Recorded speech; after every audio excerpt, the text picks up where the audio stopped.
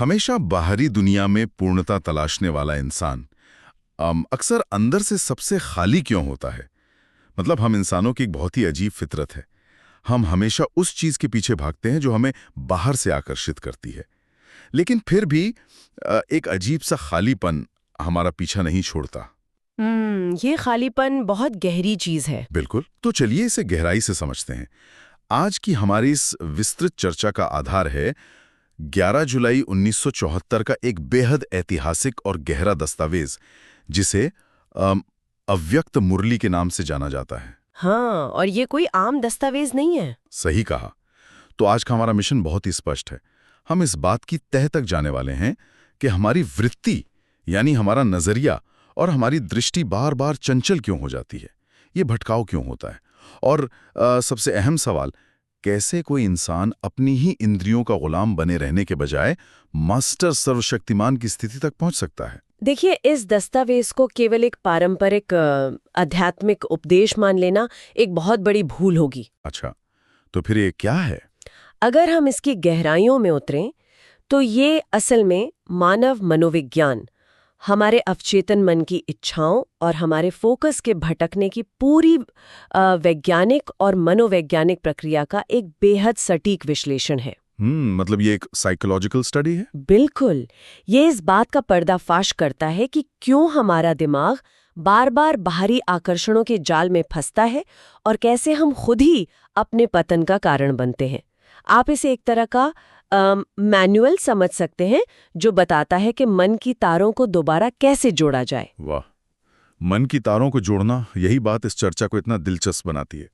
भटकाओं का मूल कारण, जब हम इस दस्तावेज के पहले हिस्से पर गौर करते हैं ना, तो ये सीधे हमारी दृष्टि और वृत्ति की चंचलता पर प्रहार करता है। हाँ, और बहुत बेबाकी से करता है। बिल्कुल।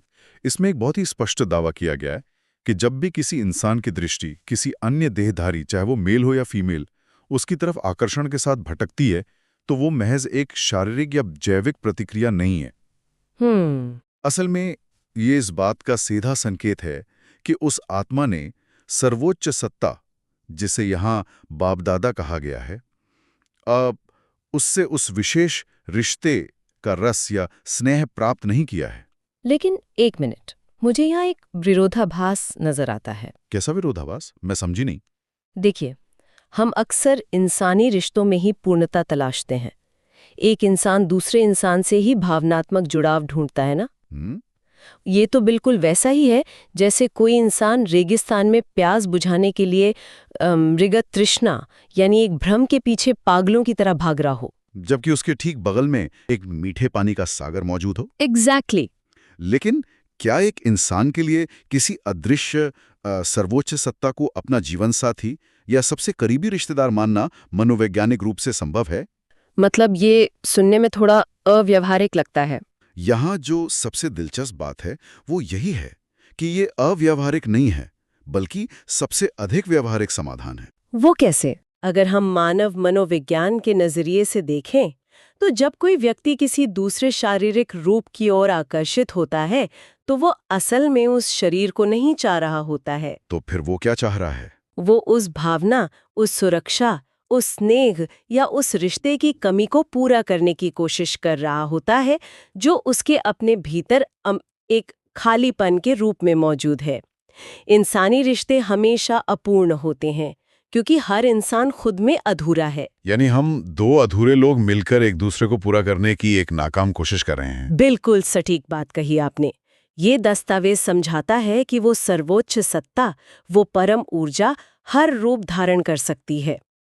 वो ऊर्जा सिर्फ एक दूर बैठा ईश्वर या पिता ही नहीं, बल्कि वो साजन या सजनी यानी एक जीवन साथी, उसका रूप भी ले सकती है। अच्छा, तो रिश्ता इतना व्यक्तिगत हो सकता है? हाँ। और जब कोई व्यक्ति ध्यान और आध्यात्मिक चेतना के माध्यम से उस सर्वोच्च ऊर्जा के साथ इस तरह का गहरा और व्यक्तिगत संबंध जोड़ लेता है तो उसके मस्तिष्क में एक ऐसा बदलाव आता है जिसे अतीन्द्रिय सुख कहा गया है। अतीन्द्रिय सुख यानी जो इंद्रियों की सीमा से परे हो। बिल्कुल, ये वो सुख है जो शारीरिक इंद्रियों की सीमा से परे है। जब इंसान को ये सर्वोच्च स्तर का रस या आनंद मिलने लगता है तो अंदरों डोपामाइन की वो भूख जो उसे इंसानी आकर्षणों की तरफ भटकाती थी, वो हमेशा के लिए खत्म हो जाती है। वाह, ये भटकाव से मुक्ति का कोई चमत्कार नहीं है, बल्कि एक मनोवैज्ञानिक प्रतिस्थापन है, साइकोलॉजिकल सब्स्टिट्यूशन। ये सचमुच सोचने पर मजबूर करता है। मतलब अगर भावनात्मक जरूरतों की पाइपलाइन सीधे उस स्रोत से जोड़ दी जाए जो कभी सूखने वाला नहीं है, तो हम उन इंसानों पर निर्भर रहना छोड़ देंगे जो खुद किसी और पर निर्भर हैं। बिल्कुल सही। लेकिन आगे चलकर इस दस्तावेज में कुछ ऐसा है जिसने मुझे पढ़ते समय गहरा झटका दिया। जब ये हमारी चेतना के गिरने और भटकाव के परिणामों के बारे में बात करता है, तो जो रूपक और शब्द इस्तेमाल किए गए हैं ना, वो बहुत ही कड़े हैं, कठोर और झकझोर देने वाले हैं। हाँ, वहाँ भाषा अचानक से बहुत ही सीधी और प्रहार करने वाली हो जाती है। प्रहार करने वाली तो बहुत छोटा शब्द है। इसमें स्पष्ट रूप से कहा गया है कि जब किसी की दृष्टि चंचल होती है तो उसे उस सर्वोच्च सत्ता को प्रेम के सागर के रूप में नहीं, बल्कि धर्मराज यानी एक बेहद सख्त न्यायाधीश उसके रूप में देखना चाहिए। धर्मराज का रूप। और बात यही नहीं रुकती। व्यक्ति को स्वयं को रौरव, नर्कवासी या विष्ठा का कीड़ा यानी गंदगी का कीड़ा समझने के लिए कहा गया है। हाँ, शब्द बहुत कड़े हैं। एक मानसिक तस्वीर बनाने की बात कही गई है। कल्पना करने को कहा गया है कि जैसे कोई जमादार या कचरा उठाने वाला व्यक्ति गंदगी के टोकरे सिर पर उठा रहा हो। मुझे यहाँ सच में ऐतराज है। आपको ऐतराज क्यों है? क्योंकि ये तुलनाएं बहुत ही क्रूर हैं। एक तरफ आप कहते हैं कि इंसान एक मास्टर सर्वशक्तिमान है, उसके पास तख्त और ताज है, और दूसरी तरफ आप उसे सीधे जमादार कह रहे हैं। क्या एक आध्यात्मिक स्थिति को सुधारने के लिए आत्मग्लानि का इतना कड़ा दृष्टिकोण अपनाना वाकई जरूरी है? मुझे तो लगता है ये मनोवैज्ञानिक रूप से नुकसानदेह भी हो सकता है। आपका ये ऐतराज बहुत ही स्वाभाविक है। आज के समय में हम पॉजिटिविटी और सेल्फ लव के इतने आदी हो चुके हैं कि ऐसी कठोर भाषा हमें तुरंत अमरक्षात्मक बना देती है। हम डिफेंसिव हो जाते हैं। हाँ, बिल्कुल। लेकिन इस कठोरता के पीछे के विज्ञान और कारण को समझना होगा। ये किसी को नीचा दिखाने या अवसाद में धकेलने के लिए नहीं है। ये असल में एक शॉक थेरेपी है। शॉक थेरेपी, आध्यात्मिकता में शॉक थेरेपी। हाँ, देखिए, जब हम धीरे धीरे अपने आध्यात्मिक या नैतिक मार्ग से भटकने लगते हैं तो हमारा दिमाग बहुत ही चालाक होता है। वो खुद को सही साबित करने लगता है। बिल्कुल। वो तुरंत बहानों का निर्माण करता है और हमें समझा देता है कि अरे थोड़ा बहुत तो चलता है, सब ऐसा ही करते हैं। हाँ, ये चलता है वाला रवैया तो हर जगह है। और यही चलता है वाला रवैया चेतना के लिए सबसे बड़ा जहर है।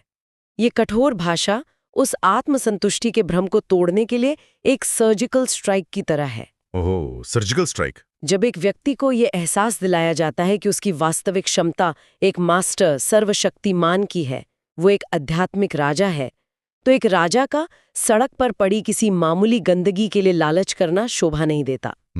ये बात तो है। ये शर्म और आत्म जागरूकता जगाने का एक टूल है ताकि इंसान अपनी सोई हुई महानता को वापस याद कर सके। ये नजरिया से पूरी तरह से बदल देता है। यानी ये एक आईना है जो हमें दिखाता है कि हम अपनी वास्तविक क्षमता से कितना नीचे गिर चुके हैं। बिल्कुल। इसी संदर्भ में एक और रूपक आता है जो मुझे बहुत गहरा लगा। पहली गलती शरीर को देखने की होती है। शरीर की तुलना एक सांप से की गई है जिससे केवल विष मिलता है, जबकि देखना मस्तक के बीच चमकने वाली मणि यानी आत्मा को चाहिए। ये सांप और मणि का रूपक बहुत ही मारक है। अगर हम इसके पीछे की कार्यप्रणाली को समझें तो सांप का शरीर कितना भी सुंदर या आकर्षक क्यों ना हो, उसके अंदर जहर ही होता है। हाँ, जहर तो जहर है। शारीरिक आकर्षण, चाहे वो कामुकता हो, क्रोध हो या ईर्ष्या हो, वो जहर है जो हमारी शांति, हमारे फोकस और हमारे उस मास्टर सर्वशक्तिमान वाले स्वरूप को डस लेता है। और मणि? दूसरी तरफ मणि हमेशा अमूल्य और शुद्ध होती है।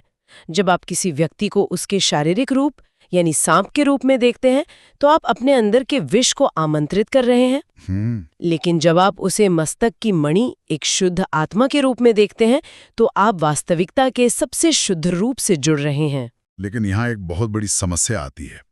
हम इंसान बहाने बनाने में माहिर हैं। अगर हम मणि को नहीं देख पाते और अमर सांप के जहर का शिकार हो जाते हैं तो हम तुरंत इसका दोष अपने आसपास के माहौल पर डाल देते हैं। ये तो मानव स्वभाव का सबसे पुराना रक्षा तंत्र है। Defence mechanism. बिल्कुल। जिम्मेदारी से भागना। इस दस्तावेज में भी इस आम शिकायत का बहुत कड़ाई से खंडन किया गया है। लोग अक्सर शिकायत करते हैं ना कि अरे हमारा तो कोई दोष नहीं है, वातावरण ही खराब है। हाँ, बहुत आम बात है ये। या फिर कहते हैं कि जिस ऑफिस में या जिन साथियों के साथ हमें बिजनेस करना पड़ता है उनकी संगति बहुत खराब है, इसलिए हम प्रभावित हो जाते हैं। ये सुन के मुझे आज की कॉर्पोरेट दुनिया याद आ जाती है। बिल्कुल, ऑफिस पॉलिटिक्स। हाँ, हम अक्सर शिकायत करते हैं कि ऑफिस की राजनीति या उस टॉक्सिक वर्क प्लेस ने मुझे इतना नकारात्मक बना दिया है। लेकिन यहाँ एक बात याद दिलाई गई है, हम खुद को क्या समझते हैं? हम तो ठेकेदार हैं। ठेकेदार यानी कॉन्ट्रैक्टर्स। हाँ, हमने इस नाक को स्वर्ग बनाने और इस दूषित वातावरण को शुद्ध करने का ठेका लिया है। अगर एक ठेकेदारी ये बहाना बनाने लगे कि इमारत इसलिए गिर गई क्योंकि ईंटें भारी थीं, तो काम कैसे होगा? ये तो अपनी जिम्मेदारी से मुंह मोड़ने वाली बात हुई। अगर हम इसे एक व्यापक परिप्रेक्ष्य से जोड़ें, तो जब हम कहते हैं कि माहौल खराब है, तो हम अवचेतन रूप से ये स्वीकार कर रहे होते हैं कि हम उस माहौल से कमजोर हैं। हम खुद को पीड़ित मान लेते हैं। हम खुद को विक्टिम घोषित कर रहे होते हैं। इस मानसिकता को पूरी तरह से नष्ट करने के लिए यहाँ एक बेहद प्रभावशाली और सुंदर सिद्धांत दिया गया है, अगरबत्ती का सिद्धांत। अरे हाँ, ये अगरबत्ती वाला हिस्सा मुझे बहुत ही दिलचस्प लगा। सोचिए, जब आप एक बदबूदार सीलन भरे कमरे में एक अगरबत्ती जलाते हैं, तो क्या वो अगरबत्ती कभी उस वातावरण के वशीभूत होती है? नहीं, बिल्कुल नहीं। अपनी ही शक्ति से उस पूरे वातावरण को बदल कर रख देती है। ये एक सक्रिय ऊर्जा है, एक्टिव एनर्जी, पैसिव नहीं। यहाँ एक बहुत ही तार्किक और झकझोरने वाला सवाल उठाया गया है। यदि एक जड़ वस्तु, एक निर्जीव रचना जिसे इंसान ने ही बनाया है, अगर उसमें ये विशेषता है कि वो अपने आसपास की दुनिया को बदल सकती है, तो फिर उस अगरबत्ती को बनाने वाला रचेता यानी मनुष्य आत्मा इतनी कमजोर कैसे हो सकती है कि वो खुद ही माहौल के प्रभाव में आकर अपनी स्थिति खो बैठे? ये सचमुच एक ऐसा सवाल है जिसका कोई बचाव नहीं है। रचेता अपने ही रचना से कमजोर कैसे हो सकता है? ये तो बिल्कुल वैसा ही है जैसे आज के समय के नॉइज कैंसलिंग हेडफोन्स। बहुत बढ़िया उदाहरण है ये, है ना? वे सिर्फ बाहरी शोर को रोकते नहीं हैं, बल्कि वो एक ऐसी फ्रीक्वेंसी पैदा करते हैं जो उस शोर को पूरी तरह से खत्म कर देती है। अगरबत्ती भी यही कर रही है। बिल्कुल। वो सिर्फ बदबू को सह नहीं रही है, वो अपनी खुशबू की आवृत्ति से उसे खत्म कर रही है। हम शायद भूल गए हैं कि हमारे पास एक चुनाव करने की शक्ति है। सही कहा। हम थर्मोमीटर की तरह बन गए हैं, जो बस कमरे का तापमान बताता है और उसी के अनुसार ऊपर नीचे होता है। जबकि हमारी असली क्षमता एक थर्मोस्टैट बनने की है, जो कमरे का तापमान खुद तय करता है। थर्मोस्टैट का ये उदाहरण बहुत ही सटीक है। एक मास्टर सर्वशक्तिमान का मतलब ही थर्मोस्टैट होना है। वो परिस्थितियों का गुलाम नहीं, बल्कि परिस्थितियों का नियंत्रक होता है। बिल्कुल। और यही बात हमें इस दस्तावेज के सबसे गंभीर और अंतिम हिस्से की तरफ ले जाती है, जो कि जवाबदेही यानी अकाउंटेबिलिटी के बारे में है। हाँ, वादे और जवाबदेही। ये हिस्सा हमारी उस आदत पर चोट करता है जहां हम बड़ी बड़ी बातें तो करते हैं, लेकिन जमीनी स्तर पर कुछ नहीं बदलते। बस बातें ही बातें। इसमें बताया गया है कि कैसे लोग हर साल ये खोखला वादा करते हैं कि इस साल जो गलती हुई सो हुई, लेकिन अगले साल ये शिकायत नहीं मिलेगी। लेकिन फिर नया साल आता है और वही पुरानी कहानी दोहराई जाती है। इंसान को लगता है वो किसी को भी बेवकूफ बना सकता है। वही तो, हम इंसान ये सोचते हैं कि हम अपनी बौद्धिक चालाकी से किसी को भी चकमा दे सकते हैं।